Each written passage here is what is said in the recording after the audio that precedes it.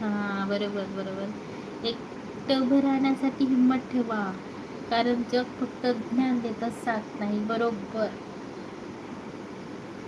कोणाकडून किती ज्ञान घ्यायचं हे पण आपल्याकडे असतं. कोणाचं ज्ञान घ्यायचं, कोणाचं ज्ञान सोडायचं, कोण चांगलं कोण वाईट हे पण कळायला वेळ लागतो. बरोबर.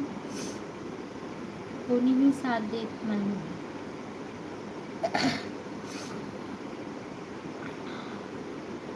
100% खरं बोललात बरं का. 101%.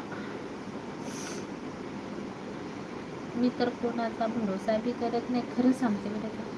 मी प्रत्येक गोष्टीला एकटं चालायलाच पर्याय निवडत असते.